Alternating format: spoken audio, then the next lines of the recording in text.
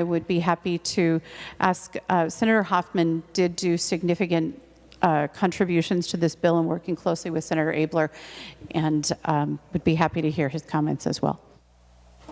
Senator Hoffman.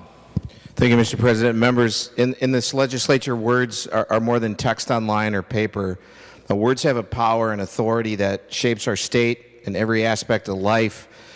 This bill, Mr. President, shows that when individuals set aside party differences and focus on the unique needs of Minnesotans, we get things done. Thank you, Senator Benson and Senator Abeler, for including our office in this discussion throughout the entire process. You two were true to your words about focusing on our work, and for that, Mr. President, this senator is grateful. The words of this bill help uplift those in the most challenging situations. They protect and expand independence for those who need it and heal those living with the variety of circumstances. This was a collaborative labor of love, and I would like to thank DHS, particularly Christy Grom, Elise Bailey, Matt Burdick, for their technical assistance and commitment throughout this process. Senator Abeler would like to say that, as well as Commissioner Harpstead, you have a valuable team here whose input on where our services are and what they could be was instrumental in getting this work done. Thank you to the other body and their staff. Being responsive, and I know Senator Benson and Senator Abeler, this long process as we navigated the then 960 original pages to now 486 with over 1,806 spreadsheet lines and 16 articles to come to this agreement, Mr. President. Thank you to the advocates and organizations, particularly ARM, MORE, Aspire, NAMI, March, and the Disability Law Center for their input, and of which Minnesotans can be grateful that they were part of this process as well, Mr. President. And you know, one of the things is Rick Cardenas, who was passing this year, he would remind us to keep focus on the needs of others.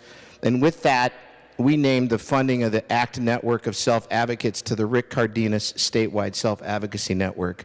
And none of this, Mr. President, would be possible without our Senate staff, counsel, research, and those analysis folks, specifically our committee administrators, Bailey Strand and Brittany Johnson, all along the way. Their involvement in this bill at all levels kept track in the chaos to ensure it ended up in a proper order.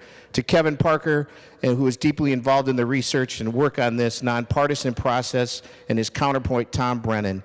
See, Mr. President, if people are willing to set aside political brinkmanship and work on a desired goal, good things happen. And these staff have had to work wild and ridiculous hours to bring us to this point, and they all deserve the highest recognition.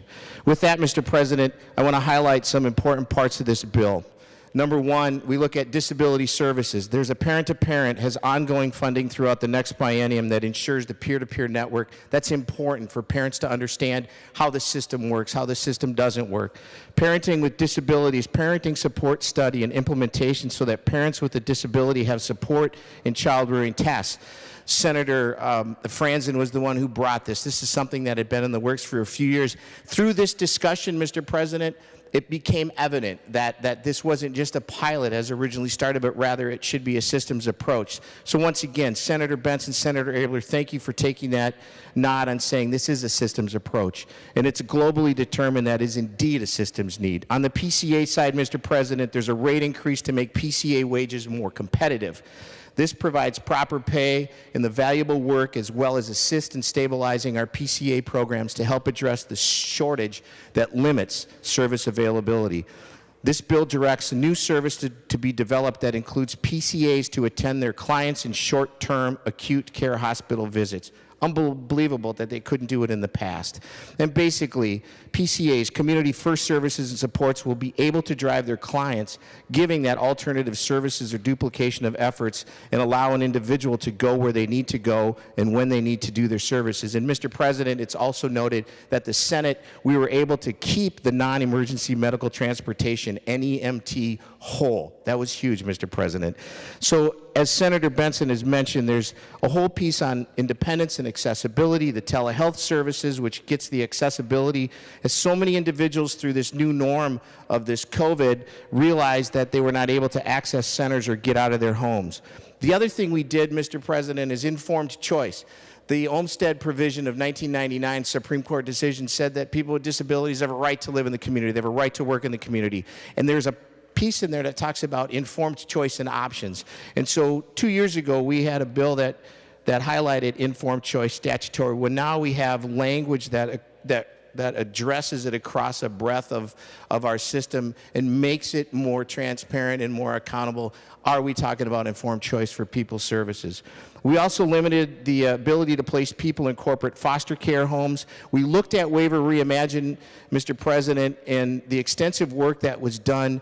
We have language that we now feel addresses the system need and changes, most notably a stakeholder group that will assist the commissioner in implementing as that system moves forward, ensuring information is disseminated and whose stakeholders have a voice, but a pivotal part in guiding the process.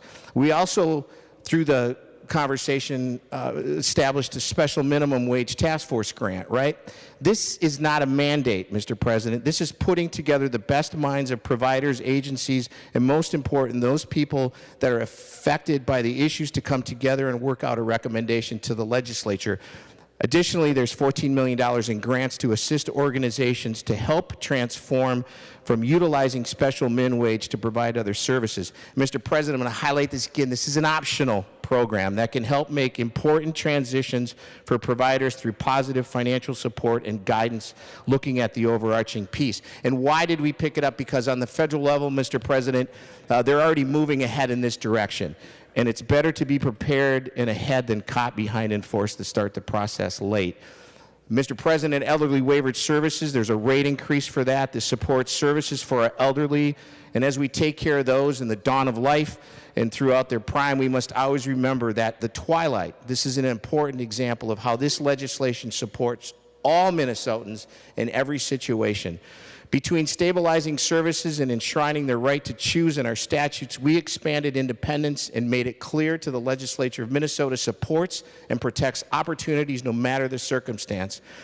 Everyone deserves dignity, respect, and the ability to live and thrive in our communities. And with that, there was a package, Mr. President, substance use disorders and mental health. We're funding utilization of a pilot that looks at integrating services and substance abuse use disorders network.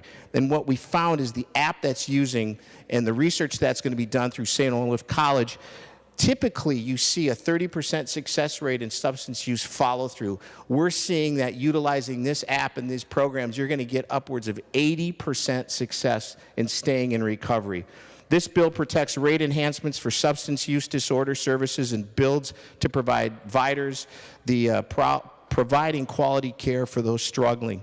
There are grants in here for adults and children in a variety of ways, from supporting the expansion of mobile crisis services and including providing school-linked based mental health and substance use disorder grants. Finally, there's a culturally informed mental health task force that would help us look at the services and the unique needs of all Minnesotans. I would hope that when this task force is set up that they do look at intersectionality and that bridges across all of this. So those funding of this bill, the expand services, these are the services that are core and root cause services across our state, Mr. President, and we will help find those some support in incredible ways. And if help is needed and more resources, it's really important that without the proper resources, it affects people in negative ways.